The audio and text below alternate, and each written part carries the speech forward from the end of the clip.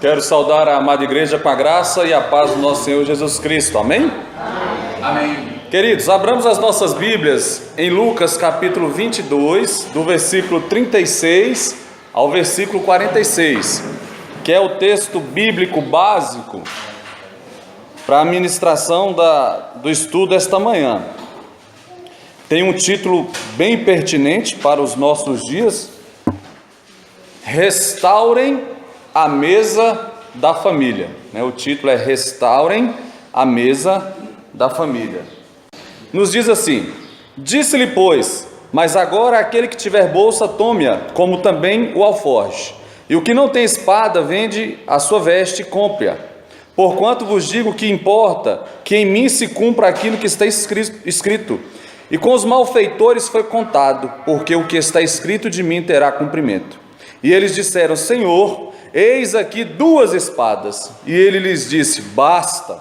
E saindo foi, como costumava, para o Monte das Oliveiras. E também os seus discípulos o seguiram. E quando chegou àquele lugar, disse-lhes: orai, para que não entreis em tentação. E apartou-se deles cerca de 1 tiro de pedra, e pondo-se de joelhos orava, dizendo: Pai, se queres, passa de mim este cálice. Todavia, não se faça a minha vontade, mas a tua. Apareceu-lhe um anjo do céu que o confortava. E posto em agonia, orava mais intensamente, e o seu suor tornou-se em grandes gotas de sangue que corriam até o chão. E levantando-se da oração, foi ter com seus discípulos e achou-os dormindo de tristeza. E disse-lhes: por que estáis dormindo? Levantai-vos e orai, para que não entreis em tentação. Vamos orar mais uma vez. Deus bendito, Deus glorioso, esta é a tua palavra. Venha, através do poder do teu Santo Espírito, colocar a tua mensagem no nosso coração. Prepare a nossa mente para que possamos, ó Deus, de forma clara ouvir a tua voz e poder colocar em prática a tua vontade. Fala-nos ao coração esta manhã, nós te imploramos no nome santo de Jesus. Amém. Amém. Mas o interessante é que a foto quer expressar para nós o sentimento que nós devemos ter em estar à mesa com a nossa família. E eu começo a preparar a lição, irmãos, na segunda-feira, Se eu vou falar, por exemplo, domingo que vem, amanhã eu já começo. Então eu vou lendo, vou escrevendo, dentro do ônibus, aí eu vou, quem tiver oportunidade depois de pegar uma dessas minhas revistas, vai ver que minha letra já não é bonita, ela fica toda tremida, porque eu tento escrever dentro do ônibus. Mas desde segunda-feira eu comecei a preparar essa lição, e de cara, eu já levei aqui como diz lá no norte de Goiás, já levei uma peia de Deus, Lá no norte de Minas é uma surra, e em alguns lugares é uma pisa. Já levei uma pisa de Deus, uma peia de Deus. Por quê? Porque a primeira coisa que o autor mostra para nós é a necessidade de sermos integrais em relação aos nossos relacionamentos. Onde eu quero chegar? E eu peguei uma mania terrível, irmão, de estar à mesa e ao mesmo tempo conversando, comendo, olhando o WhatsApp, Facebook. Meu amor determinou lá em casa, Ninguém mexe com o celular na hora da refeição. E eu, de vez em quando, eu sou teimoso e acabo mexendo. Mas aí eu parei para pensar, gente, não é que nós temos que mudar, eu tenho que mudar o meu hábito, não é? Eu tenho que estar integralmente à mesa. Eu tenho que estar totalmente dedicado à minha família, à minha refeição e ao relacionamento na mesa, à mesa, não é? Por quê? Porque é o momento aonde nós temos privilégios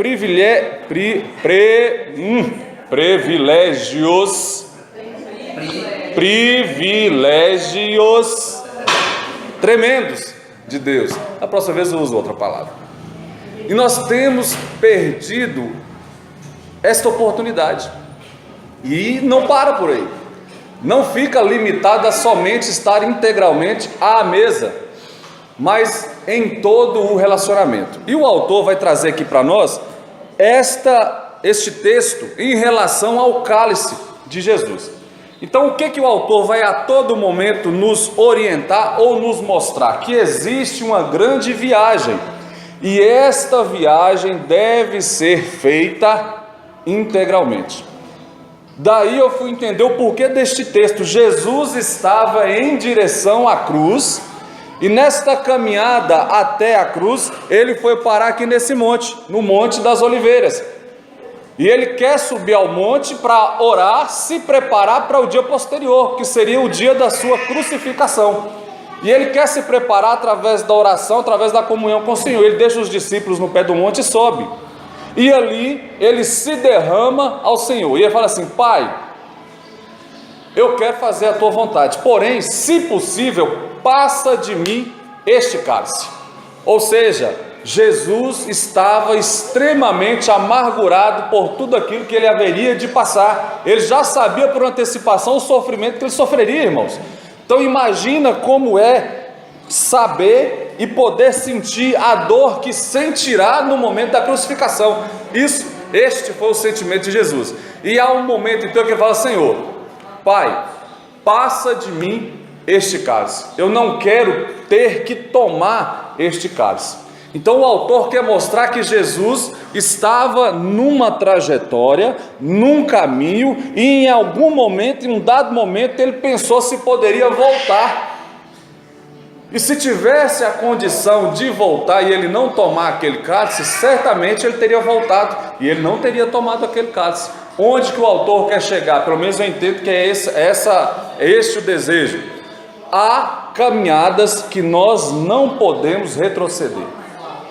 Há caminhos que nós não podemos voltar. O pastor que temos, né? Todo pastor que passa na vida da gente mantém-se um vínculo espiritual. Sempre será nosso pastor. Está vendo a responsabilidade, né, Baldo? Sempre será. Então, um dos nossos pastores dizia algo, eu não sei se a frase é dele ou se ele copiou, não importa, só acho que é bonito.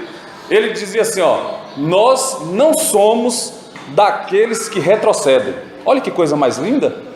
Nós não somos daqueles que retrocedem, porque existe um grupo de pessoas que retrocedem, que volta, que olha para trás. Nós não somos dessa equipe, nós não somos deste povo.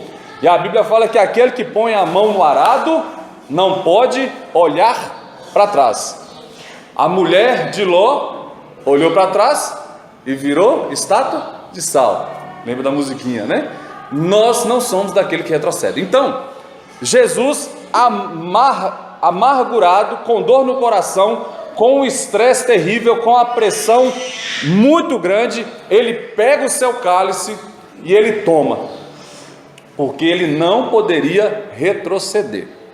Mas existem outros cálices que não são dolorosos, são cálices aonde nós tomaremos e teremos prazer em tomar, e um deles que eu acho tremendo, está em Salmos 23, irmãos, que é um texto extremamente conhecido, e que às vezes a gente passa por estes versículos e não damos a real atenção. E ele vai falar sobre o seu grande sumo pastor. O salmista Davi vai expressar a alegria de ter um Deus poderoso, e este Deus o serve, ou lhe serve, um cálice tremendo, a qual é extremamente prazeroso em tomá-lo. E ele diz assim: o Senhor é meu pastor, nada me faltará, ele me faz repousar em pastos verdejantes, leva-me para junto das águas de descanso, refrigera a alma, guia-me pelas veredas da justiça, por amor do seu nome.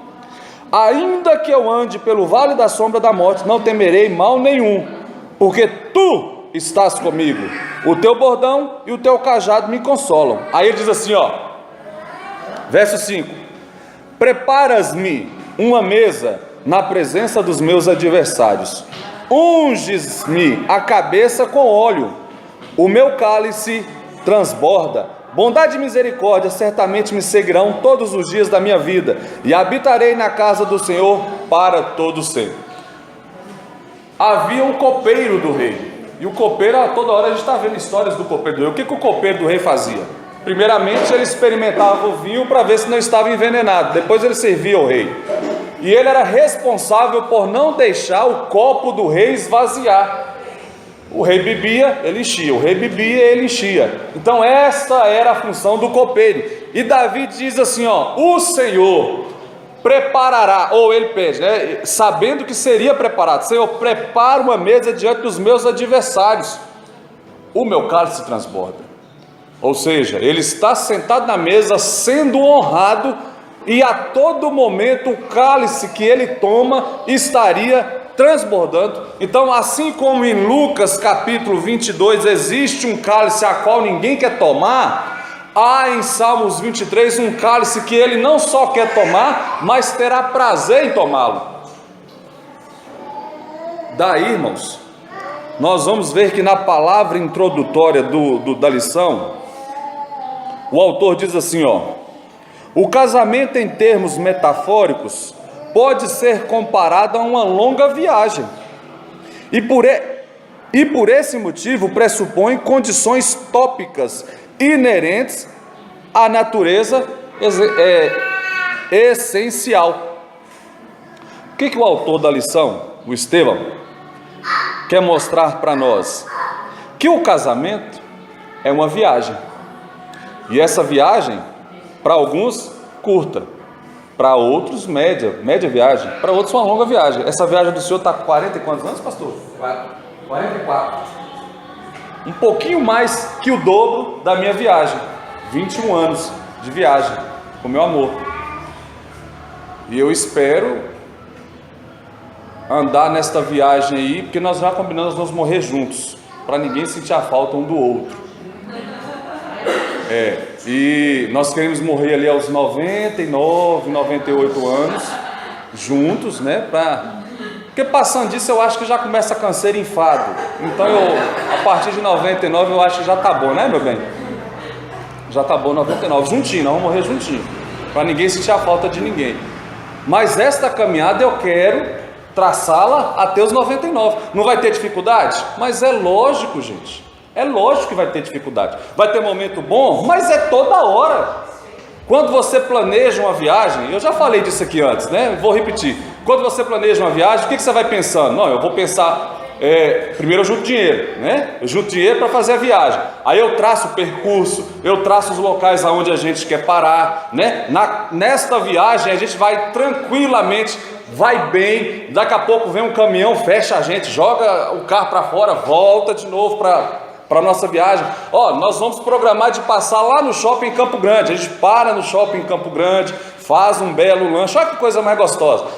Eu vou falar daqui para lá porque eu não conheço a estrada aqui ainda, né? Mas se eu fosse na minha região, a gente para perto daquela colina onde a gente visualiza toda a cidade, a coisa mais linda. Olha que momento agradável. Mas tem um momento que o pneu fura. Tem que descer do carro, tirar as malas do porta-mala, tirar o step, trocar o pneu. Olha que coisa horrorosa. Ninguém pensa na viagem, não. Eu vou fazer o seguinte, eu vou andar 600 km, furo o pneu e vou trocar o pneu. Depois, não, ninguém pensa nisso. Pensa? Tem gente, inclusive, que nem confere o step, porque ela acha que o step nunca vai ser usado. Mas uma hora ou outra, nessa caminhada, vai ter que trocar o step. Por quê? Porque na viagem existem os percalços inerentes a esta caminhada. Quem é que estava aqui quando eu preguei sobre a longa caminhada até Emaús? Só para me lembrar. Lembre-se que, em especial nessa mensagem, eu falei sobre a necessidade de estarmos lado a lado, suportando aquele que está nessa caminhada conosco. Não é? Eram dois discípulos a caminho de Emaús. Existe um padre chamado Padre Léo, eu acho que a maioria dos irmãos conhece, é um padre muito famoso, tem uma mensagem espetacular. Eu gosto demais das mensagens do Padre Léo. E em uma das mensagens ele prega nesse texto, só que nós pegamos caminhos diferentes. Eu trouxe o caminho da comunhão fraternal e ele trouxe o caminho do matrimônio. E eu achei espetacular a mensagem do Padre Léo. Mas ele vai falar sobre, ele usou a mesma tônica desta caminhada, só que dentro do matrimônio. Eu achei espetacular. E ele fala que o casamento é esta caminhada de Jerusalém até Emaús. Ali você vai cansar, você vai ter fome, você vai ter sede, vai doer os pés, vai tropeçar nas pedras, mas vai ter um momento de parar para tomar água, vai ter um momento de parar para se alimentar, vai ter um momento onde você para, olha um para o outro e não fala nada, vai ter um momento onde você está cansado e a pessoa vai te consolar, a outra está cansada, você põe ela nas costas e carrega. É o caminho, é o andar, é a viagem que traçamos daqui até Deus sabe quando, não é? A Bíblia deixa bem claro para nós que é uma decisão que nós temos que tomar conscientes, é o casamento. Por quê, irmãos? Porque é um caminho sem volta, aonde não podemos retroceder. E os que retrocedem pagam caro pela consequência de retornar ao caminho. Pagam caro por esse retorno. E o autor vai dizer para nós de forma muito sábia, há algumas ações que devemos tomar ou valorizar nesta caminhada. A facilidade dessa caminhada vai ser determinada pelo quanto você está disposto a investir nela. Toda viagem é assim, toda caminhada é assim. A viagem será tão boa quanto o seu planejamento e o seu investimento nela. É diferente, irmãos. Eu programo uma viagem daqui para a Argentina, Buenos Aires. É uma das nossas metas um dia, né, meu bem? Lá em Buenos Aires, dançar um tango no meio daquela praça bonita lá em Buenos Aires. O quão agradável será essa viagem, o quanto eu estiver disposto a investir nela. Olha a diferença, irmãos, eu pegar o carro aqui e estrambelhar lá para a Argentina de carro, parando, só Deus sabe aonde, que eu não conheço a estrada, para nos hotelzinhos pé de porco, cheio de como é que é o nome daqueles? PCVs na cama, não é? Vai parar no restaurante, eu não sei como é o restaurante, você abre a porta, as moscas te recebem. Olha que viagem desagradável. Agora não, nós vamos planejar. Nós vamos daqui a Campo Grande de carro, deixa o carro estacionado, vamos pegar um voo até não sei aonde, não planejamos ainda, né? Lá nós vamos parar, vamos dormir uma noite no hotel mais chique que tiver, 4 estrelas. Depois nós seguimos viagem até Buenos Aires, vamos chegar de manhã, vamos curtir toda a paisagem da cidade e nos preparar para o nosso tango à noite. Olha que delícia, dá até vontade de acelerar o processo, não dá? Está programadinho, olha que coisa gostosa, mas eu tenho que querer investir nesta viagem. Quando você vai casar, qual é o seu pensamento no investimento desta viagem, desta caminhada? Por que a maioria dos casamentos terminam nos 2 primeiros anos? Porque o cara casa e quer continuar vivendo a vida de solteiro, jogar bola a hora que quer. Tem uns que até jogar bola querem, né? Eles já não podem mais, não é? A menina casa, quer viver na casa da mãe pedindo conselho e a mãe lavando as roupas dela. O quanto você quer investir nessa caminhada? Então você tem que pensar nisso antes de começar a caminhar, porque nós somos daqueles que não podem retroceder. Para essa viagem dar certo, irmãos, a primeira coisa que eu tenho que ter em mente é investir na convivência. Convivência. Não é possível conviver profundamente com alguém sem que os envolvidos na relação sejam afetados de algum modo. Não tem como você traçar essa viagem e de alguma forma você não afetar o outro. Como você vai viajar com o cidadão e não quer ter relacionamento com ele? Eu tenho que abrir mão dos meus desejos para que o outro seja afetado de forma positiva. Isso se chama convivência. Convivência. Nós só iremos nos conhecer e manter um bom relacionamento e conseguir fazer essa caminhada se tivermos convivência. Convivência, está entendendo? Outra coisa, não há como fazer esta viagem, irmãos, sem intimidade.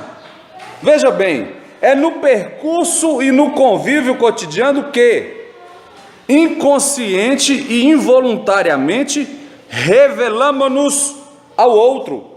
É no terreno privado e íntimo que afloram, dentre outros traços de personalidade, tanto a solidariedade quanto o egoísmo, tanto a pacificação quanto a disposição para a contenda. É só a intimidade que revelará quem realmente eu sou. Por que existe o processo do namoro? É para você ver quem realmente é o outro. Não é só para beijar e abraçar, apesar que isso é muito bom no namoro, não é? Mas não só de beijo e abraço viverá o namoro. Por quê? Porque eu tenho que conhecer o outro. Antigamente o casamento arranjado, o pai da menina com o pai do menino se reunia e casava os dois. Eles iam se conhecer depois de casado. Olha que confusão. Hoje não, hoje tem todo um processo, tem a corte, depois da corte vem o namoro. Os mais não estão nem sabendo do que eu estou falando sobre corte. Depois tem um namoro, né? Você vai conversar, vai conhecer a menina, como é que ela é, vai na casa dela ver como é que ela trata a mãe, vai na casa dele ver como ele trata a mãe e o pai, vai lá na casa dele ver como ele trata os irmãos, porque é exatamente como ele vai te tratar. Não vai, não, ele trata a mãe dele igual um cavalo, mas comigo é diferente, ele é um príncipe. Como? Se ele é um cavalo para a mãe, ele vai ser um cavalo para você. Aí ele vai transvestir de príncipe até casar. Depois que casar, ele tira a roupa de príncipe e passa a ser o cavalo que ele é. A menina é da mesma forma.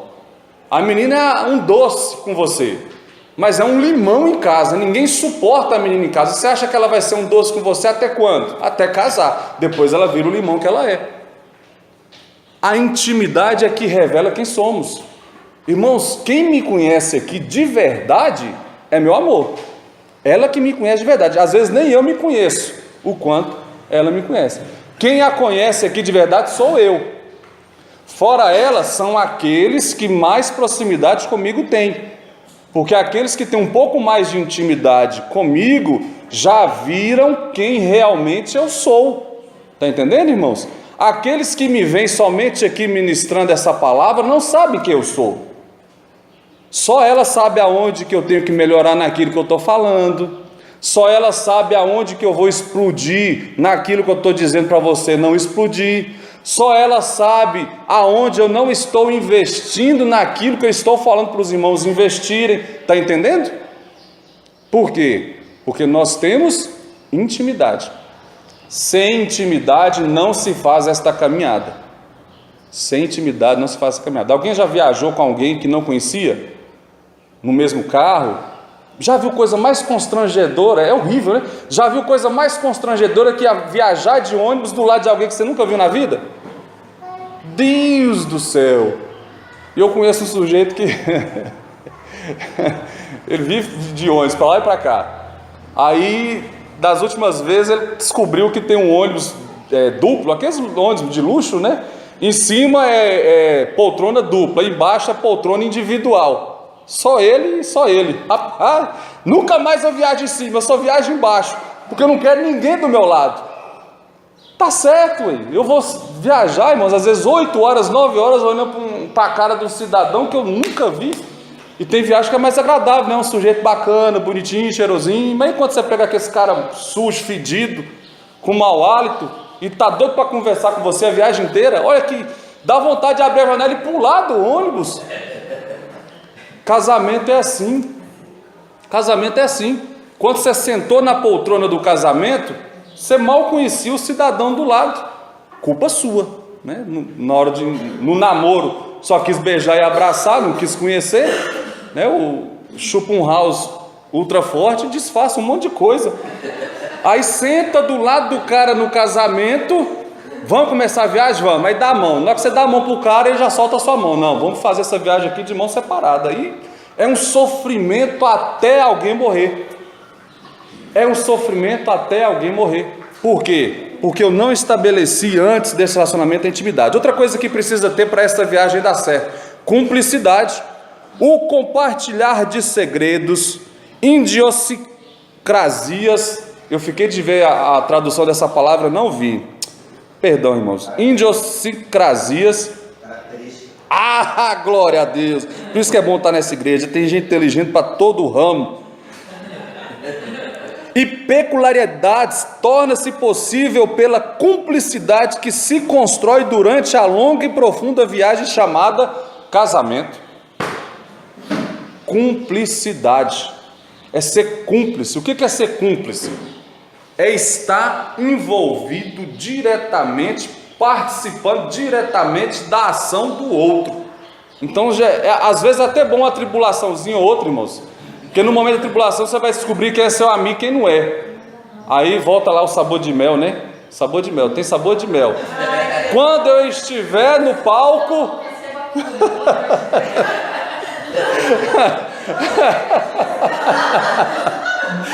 Quando eu estiver no palco, aí eu vou ver aqueles que não me ajudaram. Aí eu vou concordar com a irmã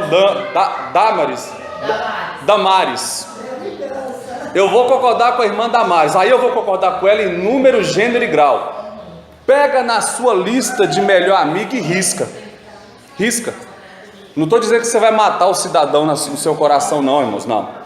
Eu estou dizendo assim, ó, risca da lista daqueles que você achava que tinha cumplicidade com você, porque ele não serve para ser o seu amigo. Serve para ser seu irmão, serve para ser companheiro de viagem, serve para ser aquele que você vai fazer de tudo para fazê-lo crescer, mas não serve para ser o seu amigo de cumplicidade, porque ele não vai estar com você quando o barco furar. Está entendendo? Aí você vai querer uma pessoa dessa para o seu casamento? Se nem para a amizade deve ter, muito menos para o casamento. Outra característica que deve ser observada nesta caminhada: toda viagem pressupõe relacionamentos interativos. Falar e ser ouvido, chorar e oferecer consolo, dar e receber. Isto é interatividade. Não há como fazer uma viagem com alguém que é parasita. Irmãos, não tem como manter um relacionamento saudável e sustentável. Sustentabilidade é isso, é você ter lucro sem destruir a sua fonte. Interatividade é isso, é você ter da sua esposa, mas entregar também para que ela possa fazer esse ciclo. Eu me entrego, ela se entrega. Eu me entrego, ela se entrega. Eu me alimento dela e a alimento. Eu me alimento dela e a alimento. Isso é interatividade, isso é casamento. Quem é que nunca saiu com um amigo e na hora de rachar a conta ele vê que você está ali? A gente sabe se o cidadão tem dinheiro ou não quando ele começa a passear demais dentro da carteira. Já viu como é que é? Ele abre a carteira, ele vai para um lado, ele vai para o outro, aí ele fica assim, Senhor, faz o milagre da multiplicação.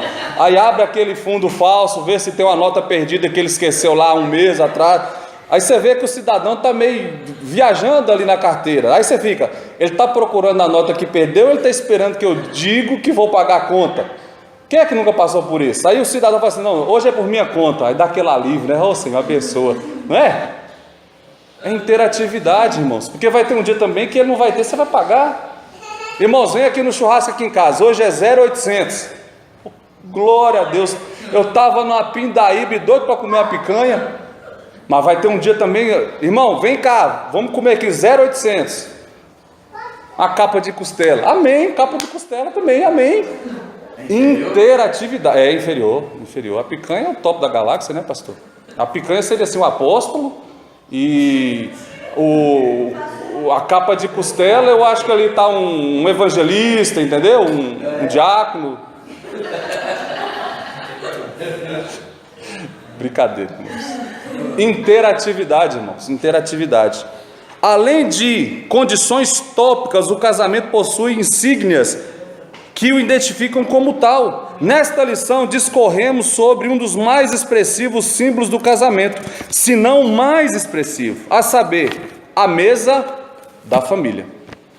É aqui, irmãos, que nós vamos saber como que anda esta família. É a mesa. É a mesa. Eu já vi que nessa foto aqui, essa família aqui não tá legal, essa família. Não tá legal. Eles estão muito felizes, irmãos, para quem está comendo só folha. Isso aqui é uma falsidade pura. Não. A menininha está tomando suco e não. Ela virou para a mãe dela e falou, mãe, hoje é o quê? É o dia da folha ou do suco? Do suco. Uhul. Talvez são vegetarianos, né? Talvez são vegetarianos.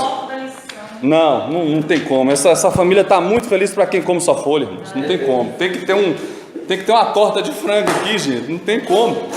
Mas é a mesa que nós diagnosticamos, que nós definimos o quão bem está a nossa família. Se a sua família já não tem mais prazer de sentar à mesa, volta onde você parou, onde você errou no caminho ali e recomeça.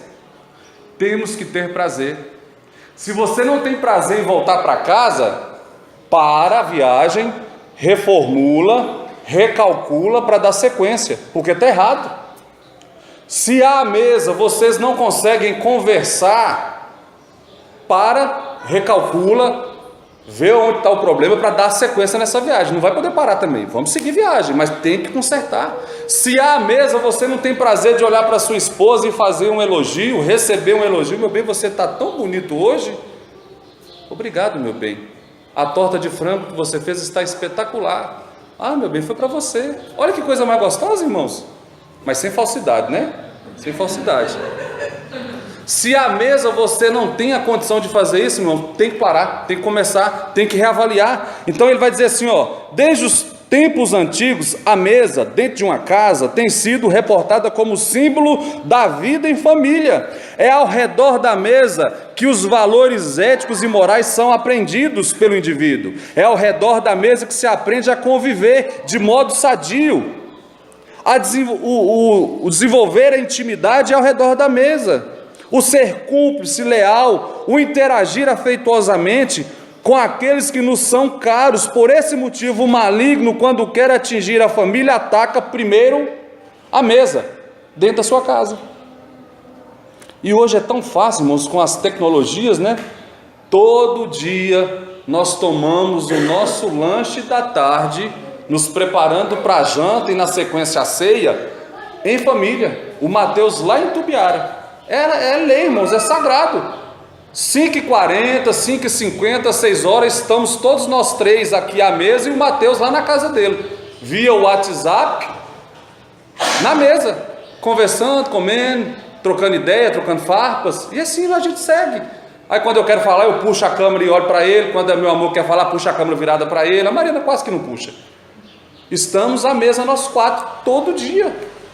A tecnologia inclusive nos possibilita esta condição, mas é a mesa que nós diagnosticamos como está a nossa família. Aí ele vai dizer aqui no tópico 1.1, onde está a mesa em sua casa?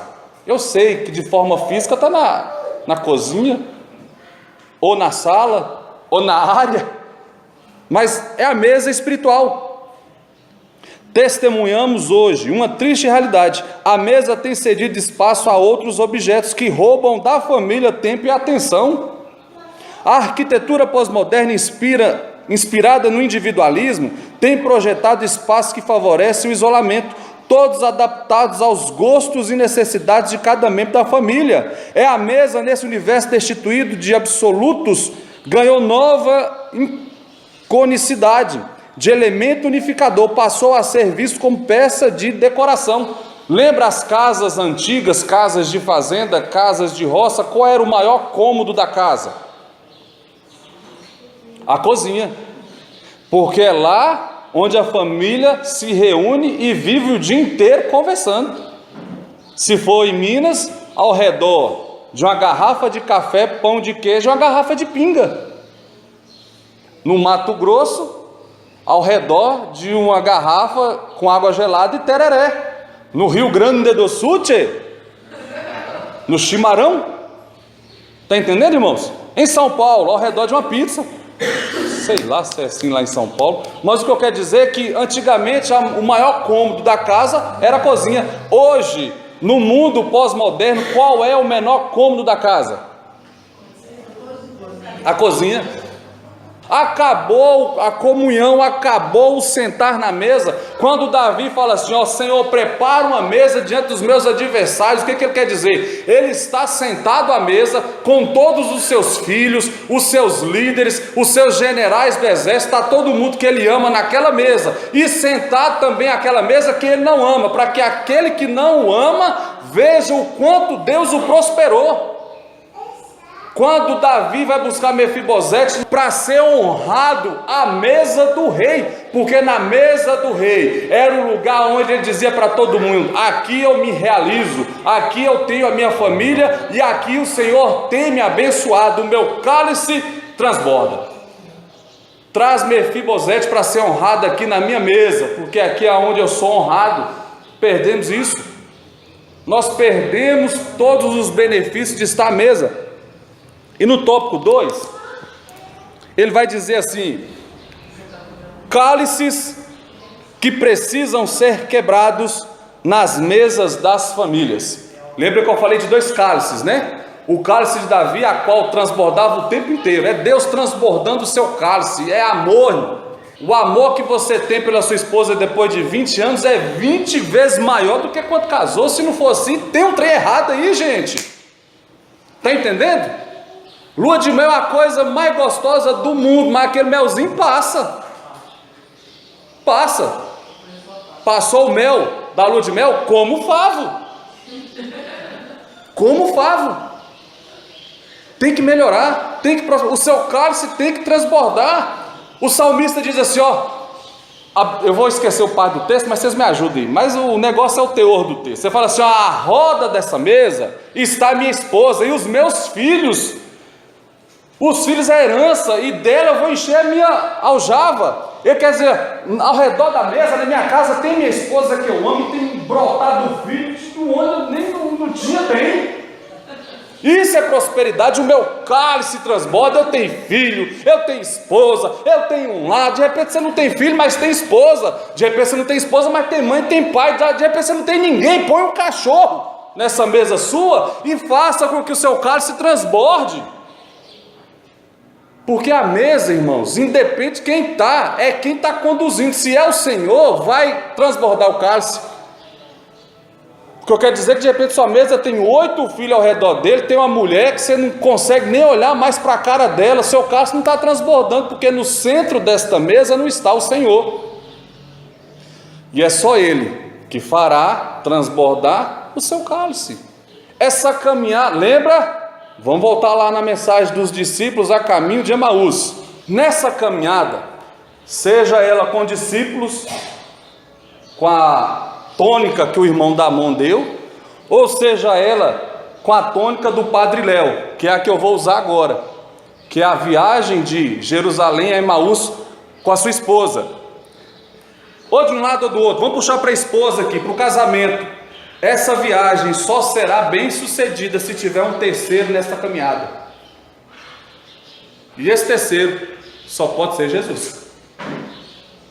Não pode ser a sogra, não pode ser o sogro, não pode ser o irmão, não pode ser o padeiro, não pode ser ninguém, só Jesus. Nesta mesa tem que ter um lugar sobrando sempre, um lugar cativo com o nome. Aqui ninguém senta, essa cadeira é de Jesus. Sentamos à mesa, tem a cadeirinha específica de Jesus. É lógico, mas não precisa deixar uma cadeira sobrando não, é figurativamente, né? Tem que ter, porque senão não vai. Então existem 2 cálices, aquele que tem que transbordar e aquele que a gente não vai querer beber nunca. Esse que a gente não quer beber, nós temos que destruí-lo da nossa mesa. Este cálice não pode existir à nossa mesa. O primeiro cálice é o cálice da indiferença. Não existe cálice mais amargo de ser bebido na mesa conjugal do que o que se apresenta com o sabor da indiferença. Como 2 pessoas que se amam, que fizeram um pacto de aliança, podem viver em uma mesma casa sem existir como marido e mulher? É impossível. É impossível. Quantas mulheres passam a vida inteira lamentando o fato do seu marido não conseguir perceber suas feridas? A mulher está toda machucada, está toda agoniada, e de repente a maioria desse machucado foi você que produziu e você não vê. Aonde está a sua mesa? Como uma esposa não consegue perceber as dificuldades do marido? Quantos maridos sofrem com o fato de sua esposa só conseguir enxergá-lo como pai provedor? Não conseguir enxergá-lo como um pai provedor. Como você tem lidado com a agonia do seu cônjuge? É o outro doente do seu lado e você não faz nem conta, não está nem vendo.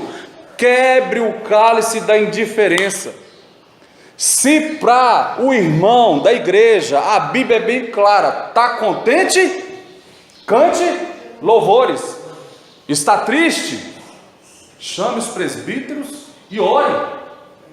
Se isso é para funcionar com a igreja, irmãos, que a nossa viagem é uma viagem mais curta, mais light, mais de vez em quando, imagina quem está colado comigo o tempo inteiro. Aí a mulher está rindo, eu estou chorando. A mulher está chorando e eu estou rindo. Não tem como, gente. Outro cálice que deve ser destruído: o cálice da rejeição.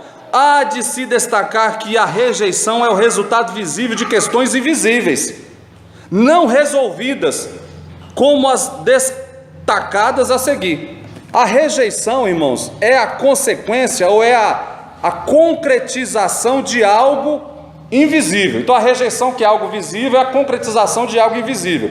A rejeição pode ser reveladora de um pecado de adultério. O marido ou a esposa que abre brecha para o pecado de adultério tende a rejeitar a plenitude de uma vida sexual dentro do matrimônio. Abriu espaço para isso, a rejeição vai vir na sequência. Um outro sentimento ou uma outra característica visível para algo invisível: a rejeição pode ser reveladora de uma dificuldade em lidar com o egoísmo. O egoísmo é o mundo construído pelo eu, em que só cabem os meus desejos e alguém que os possa satisfazer. A rejeição é assim: eu caso com você para você satisfazer os meus desejos. O eu é predominante, é o egoísmo. O egoísmo é uma evidência física, visível, desse sentimento invisível. Outro cálice que deve ser destruído: o cálice da intolerância. William James, que morreu em 1910, um dos maiores psicólogos do século XX, disse: não suportamos ver no outro os nossos próprios defeitos. É insuportável ver no outro os nossos próprios defeitos. Logo, concluímos que aquilo que eu mais detesto no outro é exatamente o reflexo daquilo que eu não gosto em mim. Olha que coisa bonita, né? Dá até uma frase de para-choque de caminhão. Só que fica grande para escrever ali, né? Tem que escrever na lateral inteira. Não se pode errar, não se pode falhar, eis o imperativo deste século. Mas quem é perfeito? Como pode então o imperfeito exigir perfeição de um seu semelhante? Irmãos, isso aqui me machucou, viu? Eu sou um cara meio perfeccionista. Eu não gosto que as pessoas errem comigo. Mas quem disse que eu estou acertando o tempo inteiro? Quem disse? Outro cálice que deve ser quebrado: o cálice da competição. Quer destruir seu casamento? Aí eu vou dar aqui a dica, né? Destruindo o casamento em um só passo. Para ser simples, né? Porque tem... Reconstrua o seu casamento com 7 passos. Não, eu vou dar uma receita mais eficaz. Destrua o seu casamento num único passo. Faça uma competição com a sua esposa. Pronto, é só começar a competir e pode esperar. Com 2 tempos seu casamento acabou. 2 tempos. Quer um motivo para destruir seu casamento e não está conseguindo encontrar? Abra uma competição com ela. Eu vou escrever o livro: Destruindo o Casamento em um Passo. A competição é um cálice que deve ser destruído. Estávamos conversando ontem sobre isso. Às vezes a gente vê pessoas que estão desejosas de casar, mas com os pensamentos sociais machistas e feministas, os istas, têm destruído os casamentos. Determina o seguinte: só casa se você for autossuficiente, porque senão o outro vai te pisar ou competir com você. Irmãos, é assim mesmo. Mas numa sociedade onde o outro não ama, aonde o outro não está querendo pagar o preço de estar junto, o outro quer já entrar numa competição. Quem ganha mais? Quem gasta mais? Não é assim? Eu achei lindo. Tivemos uma palestra, né, na CIPAT, e um dos palestrantes disse assim, ele é um aconselhador, e o matrimônio estava em crise, e o casal chegou e descobriu que o problema era que um ganhava mais do que o outro, e eles não conseguiam administrar isso. Aí ele falou assim: a partir de agora ninguém vai falar mais de valores, vocês falarão de percentuais. Eu ganho 10 mil, você ganha 1.000, eu ganho muito mais, mas vocês não vão trabalhar mais com valores no casamento, vocês vão trabalhar com percentuais. Quantos por cento você vai colocar do seu salário para comprar o carro? Eu vou colocar 20%. Quantos por cento você vai colocar para a gente comprar o carro? 20%. Quem está pagando mais o carro? Ninguém. Os dois estão pagando 20% do que ganha. Olha que coisa mais linda, irmãos. Que coisa mais linda. E esse princípio do percentual é divino, né? 10%. Que coisa mais linda. Aí funciona, irmãos. Não, mas eu só vou casar depois que eu tiver um salário igual ao do meu marido ganha. Vai morrer sem casar. Ou então você vai ganhar mais do que ele e vai pisar no pescoço dele depois que casar. Porque dificilmente vão ganhar os dois na mesma coisa. Aí é uma competição. Não, quem ganha mais manda mais em casa. Pronto. Passo número 2 para destruir seu casamento. Outro cálice que deve ser destruído: o cálice do individualismo exacerbado.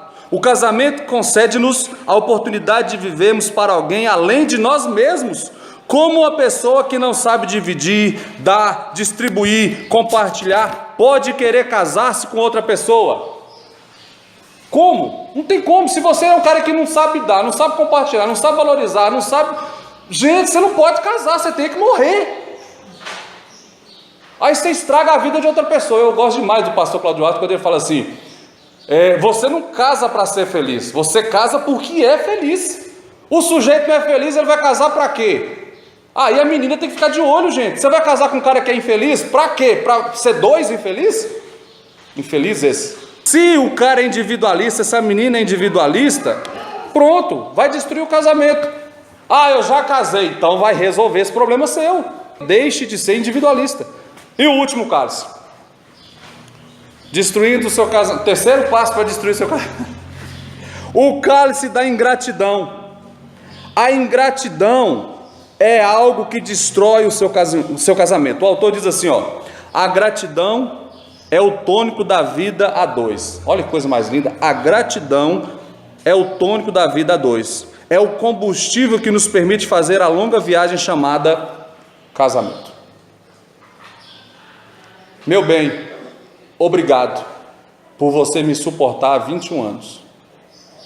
E eu estou falando de verdade agora para você. De verdade. Né? A gente fica emocionado. Eu sou um cara muito emotivo. Obrigado por essa torta de frango. Irmãos, pensa. Ontem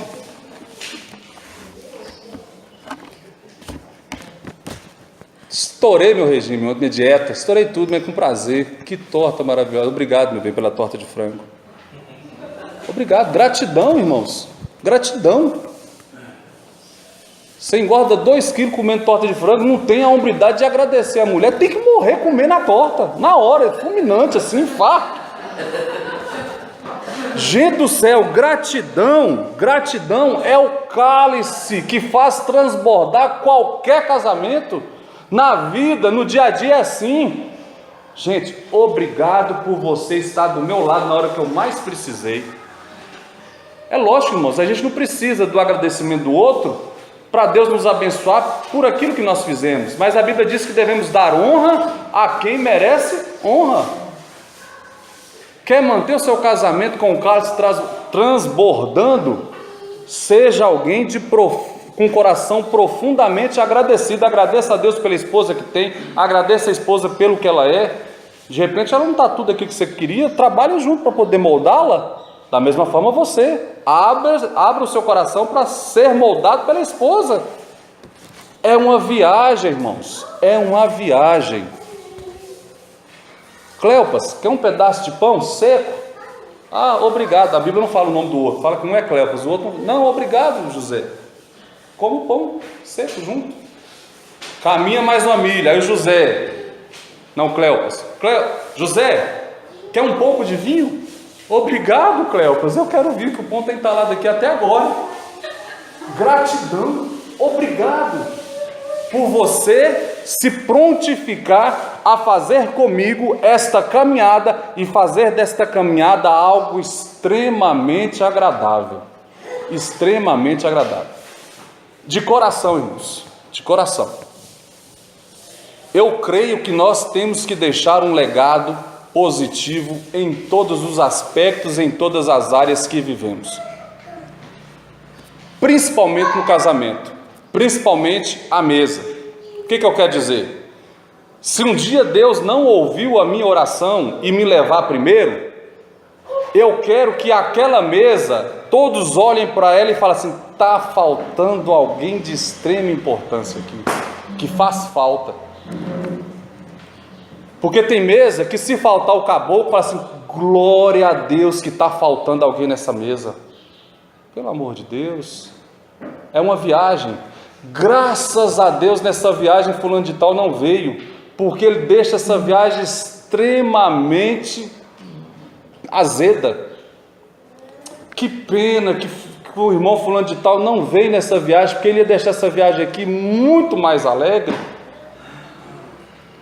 É um legado que nós temos que deixar, para poder sentar à mesa e dizer: Senhor, prepare uma mesa diante dos meus adversários, porque eu tenho a plena convicção que o meu cálice irá transbordar. Concluindo, lembremos-nos de que ninguém pode suprir todas as nossas expectativas e necessidades. Somente uma pessoa é capaz disso, Deus, e Ele, em sua infinita sabedoria, reservou essa bendita experiência para o céu. Portanto, enquanto fazemos com o nosso cônjuge a viagem rumo ao lar celestial, coloquemos em prática as instruções de nosso Mestre e Senhor. Como vós quereis que os homens vos façam, da mesma maneira fazei-lhes vós também. Lucas 6,31. Este é o princípio norteador de uma existência plenamente feliz. Vamos orar?